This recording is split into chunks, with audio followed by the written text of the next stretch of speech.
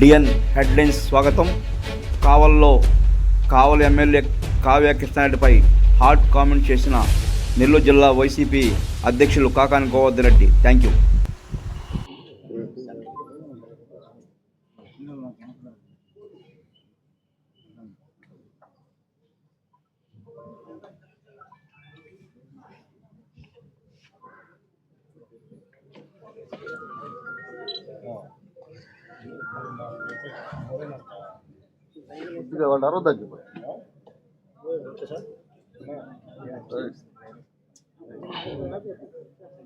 మీరు మామూలుగా మీ రాజ్యం, మీ ప్రభుత్వం, మీ పరిపాలన నడుస్తుందని చెప్పి అనుకుంటున్నారా? ప్రభుత్వాలు మారవా? ఏ ప్రభుత్వం శాశ్వతం కాదనేటువంటి విషయం మీకు తెలియదా? 2024 దాకా వైఎస్ఆర్ కాంగ్రెస్ పార్టీ లేదా, 2024 తర్వాత ఈ కూటమి పాలన లేదా, 2029 తర్వాత మరలా ఈ కూటమి పాలన కొనసాగుతుందని మీకు ఏమైనా గ్యారంటీ ఉందా? ఈరోజు చూసేటువంటి పరిస్థితుల్లో ఇప్పటికే ప్రజలు అయ్యో తప్పు చేశాం, ఎప్పుడు అవకాశం వస్తుందో జగన్మోహన్ రెడ్డి గారిని మరలా ముఖ్యమంత్రిని చేయాలనేటువంటి ఆలోచన స్పష్టంగా సంవత్సరం రోజుల్లోనే బయటపడింది. కాబట్టి అటువంటి నేపథ్యంలో నేను చెబుతున్నా, మీరు చేసేటువంటి ఈ పనులు అనేటువంటివన్నీ కూడా రేపు దాదాపుగా శాపాల్లాగా పరిణమిస్తాయి, మీ వెంటాడతాయి. కాబట్టి వీటిల్లో ఎక్కడా కూడా అటువంటి పనులు చేయొద్దు అని చెప్పి చెబుతున్నాం. దానికి సంబంధించి దాదాపుగా ఈరోజు ₹1,00,00,000 స్కామ్ జరిగింది. లెక్కల ప్రకారం చూస్తే 800 కోట్ల రూపాయల మనీ స్కామ్ అని చెప్తున్నారు. ఆ సుబానీ మనీ స్కామ్ అనేటువంటిది 800 కోట్ల రూపాయలతో కూడుకున్నటువంటి స్కామ్ అని చెప్తున్నారు. అటువంటి మనీ స్కామ్ జరిగితే దాని గురించి మాట్లాడకూడదా? మాట్లాడితే ఎమ్మెల్యే ఉంటాడు కాబట్టి మాట్లాడతాడు కాబట్టి మేము కేసు కడితే ఎమ్మెల్యే ఉండడు అని చెప్పిన ఆలోచన ఎన్ని రోజులు ఆపుతారు? మీరు ఎన్ని రోజులు ఆపుతారు? 15 రోజులు ఆపుతారా? కోర్టు దగ్గర నుంచి బెయిల్ వచ్చిన దాకా ఆపుతారా? ఆ తర్వాత మరలా ఎమ్మెల్యే గారు ఇక్కడికి రారా? ఎమ్మెల్యే గారు ఇక్కడికి వస్తే మరలా దాని మీద మాట్లాడరా? ఈ రోజుతేనే ఒక నెల రోజులు దోచుకుంటారు. ఆయన లేనప్పుడు మీరు దోచుకుంటారు, లేదా ఆయన లేనప్పుడు మీరు మాట్లాడేటువంటి వాళ్ళు, మిమ్మల్ని ప్రశ్నించేటువంటి వాళ్ళు ఉండకపోవచ్చు. మేమందరం లేమా? మీరు చేసినటువంటి తప్పులు మేము గుర్తు చేయమా? కాబట్టి ఇవన్నీ కూడా సరైనటువంటిది కాదు. ఎక్కడైతే మామూలుగా దీనికి సంబంధించినటువంటి దగ్గర పొరపాటు జరిగిందో, ఇల్లీగల్ మైనింగ్ జరుగుతుందనేటువంటి ఆలోచన చేశారో, ఆ ఇల్లీగల్ మైనింగ్ జరిగిన దగ్గర ఒక మనుషులను పంపించి ఎంతవరకు ఇల్లీగల్ మైనింగ్ జరుగుతుందనేది తెలుసుకోవాల్సినటువంటి బాధ్యత ఆయనకు ఉంది కాబట్టి పంపించాడు. దాని మీద దొంగ కేసులు పెట్టడం. కాబట్టి YSR Congress party legal team ఏదైతే ఉందో దాని మీద ఎప్పటికే దృష్టి పెట్టింది. ఇది అక్రమ కేసు, ఎక్కడ ఆధారాలు లేవు. దానికోసం పాపం ఒక కత్తి తీసుకొచ్చి ఆ కత్తిని తీసుకొచ్చి చూపించి రకరకాలైనటువంటి, ఎంత దౌర్భాగ్యం అంటే ఈ పరిపాలన. చంద్రబాబు నాయుడు చెప్తున్నాడు. ఏమని చెప్తాడు చంద్రబాబు నాయుడు? నన్ను 95 సిబిఎన్ అంటాడు. ఇప్పుడు కాదు, మీరు నన్ను పాత సిబిఎన్ అంటే, పాత సిబిఎన్ అంటే ఎవరు? రామారావుకు వెన్నుపోటు పొడిచిన సిబిఎన్. పాత సిబిఎన్ చూస్తారు మీరు, ఇప్పుడు కాదు. అంటే అనుభవం ఉండేటువంటి సిబిఎన్ చూస్తారని ఓట్లు వేశారు. మీరు నన్ను అనుభవం చేసినట్టు సిబిఎన్ కాదు, వెన్నుపోటు పొడిచినటువంటి సిబిఎన్, 95 సిబిఎన్ పదే చెప్తున్నాను, మీరు గుర్తుంచుకోండి. మీరు అందరూ నన్ను 95లో 95 సిబిఎన్ నేను అంటున్నాను. 95 సిబిఎన్ అంటే వెనకపై రామారావుకు వెన్నుపోటు పొడిచి అధికారంలోకి వచ్చినటువంటి సిబిఎన్. అది నా పరిస్థితి అని చెప్పి మాట్లాడేటువంటి పరిస్థితిలో ఉన్నాడు. కాబట్టి ఇవన్నీ కూడా చేయకూడనటువంటి తప్పులు. రేపు భవిష్యత్తులో ఎందుకు చెప్తున్నామంటే, ఎవరి చేతిలో ఉండరు. నాయకులు, కార్యకర్తలు ఇప్పుడు అడుగుతున్నారు, ఏమయ్యా మనం ఉన్నప్పుడు ఈ విధంగా చేసామో చూడండి, ఎన్ని నేరాలు ఘోరాలు చేస్తున్నారు అని చెప్పాను. కాబట్టి తప్పనిసరిగా మీరు ఏదైతే పొరపాట్లు చేస్తున్నారో, మీరు చేసేటువంటి పాపాలన్నీ మీకు శాపాల్లాగా వెంటాడతాయి. కాబట్టి ఒక ప్రజాప్రతినిధిగా ఉన్నటువంటి వ్యక్తికి మేము అందరం అండగా ఉన్నాం. ఇక్కడ ఉన్నటువంటి కావలి నియోజకవర్గ ప్రజలు, జిల్లా ప్రజలు ఈరోజు రాష్ట్ర వ్యాప్తంగా ఎక్కడికి వెళ్ళినా కూడా మిమ్మల్ని చీకొట్టేటువంటి పరిస్థితి. రామిరెడ్డి ప్రతాప్ కుమార్ రెడ్డి లాంటి సౌమ్యుడి మీద ఇటువంటి కేసులు మీరు బనాయించేది అని చెప్పి కాబట్టి తప్పనిసరిగా న్యాయస్థానాన్ని ఆశ్రయించాం. న్యాయం జరుగుతుంది. ప్రజలందరికీ కూడా మేము ఇది ఒక కనువిప్పు కలగాల్సింది. మీరు మామూలుగా మీ రాజ్యం, మీ ప్రభుత్వం, మీ పరిపాలన నడుస్తుందని చెప్పి అనుకుంటున్నారా? ప్రభుత్వాలు మారవా? ఏ ప్రభుత్వం శాశ్వతం కాదనేటువంటి విషయం మీకు తెలియదా?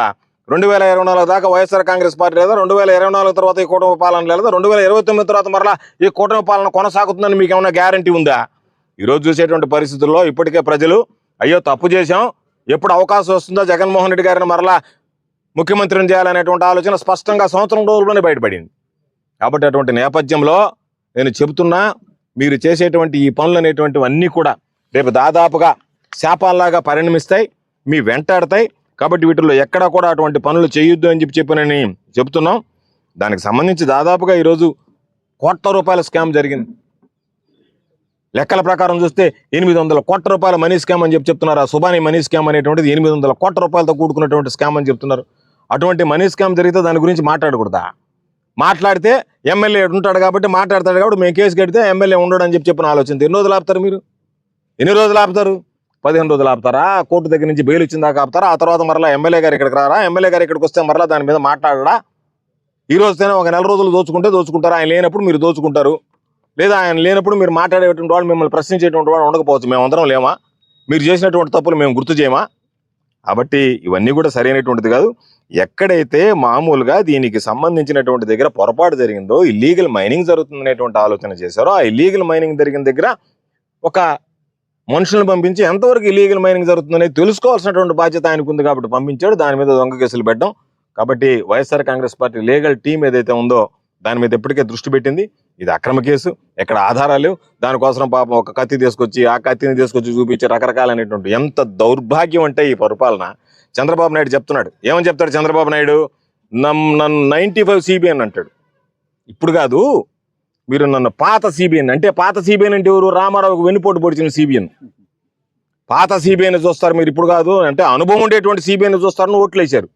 మీరు నన్ను అనుభవం చేసినట్టు సిబిఎన్ కాదు, వెన్నుపోటు పొడిచినటువంటి సిబిఎన్, 95 సిబిఎన్ పదే చెప్తున్నాను, మీరు గుర్తుంచుకోండి. మీరు అందరూ నన్ను 95లో 95 సిబిఎన్ నేను అంటున్నాను. 95 సిబిఎన్ అంటే వెనకపై రామారావుకు వెన్నుపోటు పొడిచి అధికారంలోకి వచ్చినటువంటి సిబిఎన్. అది నా పరిస్థితి అని చెప్పి మాట్లాడేటువంటి పరిస్థితిలో ఉన్నాడు. కాబట్టి ఇవన్నీ కూడా చేయకూడనటువంటి తప్పులు. రేపు భవిష్యత్తులో ఎందుకు చెప్తున్నామంటే, ఎవరి చేతిలో ఉండరు. నాయకులు కార్యకర్తలు ఇప్పుడు అడుగుతున్నారు, ఏమయ్యా మనం ఉన్నప్పుడు ఈ విధంగా చేసామో చూడండి, ఎన్ని నేరాలు ఘోరాలు చేస్తున్నారు అని చెప్పాను. కాబట్టి తప్పనిసరిగా మీరు ఏదైతే పొరపాట్లు చేస్తున్నారో, మీరు చేసేటువంటి పాపాలన్నీ మీకు శాపాల్లాగా వెంటాడతాయి.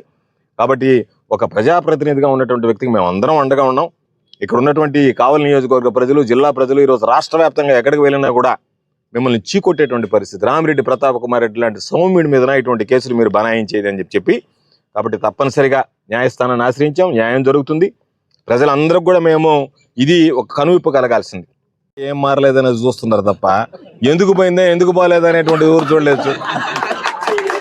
అందుకని ఎక్కడ నలుపు ఎక్కడ తెలుపు అనేటువంటి, అదే నేను టైప్ డైవర్షన్, ఎక్కడ నలుపు ఎక్కడ తెలుపు అనేటువంటి దాని మీద మాట్లాడుతున్నారు తప్ప పొరపాటు ఎక్కడ జరిగింది అనేటువంటిది మాట్లాడలేకపోతున్నారంటేనే అర్థమైపోతలేదా పరిస్థితి ఏ విధంగా ఉందనేది. అందుకని చెప్పి వీళ్ళు చేసేంత నలుపా తెలుపు అనేటువంటిదే తప్ప వాస్తవం అవాస్తవం అనేటువంటి చూసేటువంటి పరిస్థితులు లేకపోవడం మన దౌర్భాగ్యం, దురదృష్టం.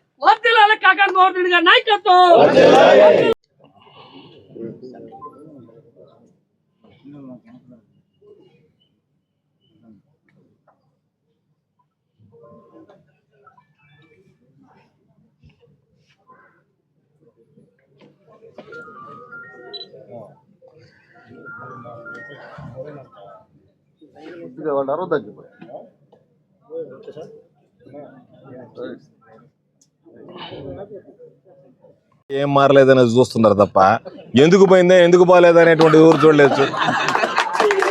అందుకని ఎక్కడ నలుపు ఎక్కడ తెలుపు అనేటువంటి, అదే నేను టైప్ డైవర్షన్, ఎక్కడ నలుపు ఎక్కడ తెలుపు అనేటువంటి దాని మీద మాట్లాడుతున్నారు తప్ప పొరపాటు ఎక్కడ జరిగింది అనేటువంటిది మాట్లాడలేకపోతున్నారంటేనే అర్థమైపోతలేదా పరిస్థితి ఏ విధంగా ఉందనేది.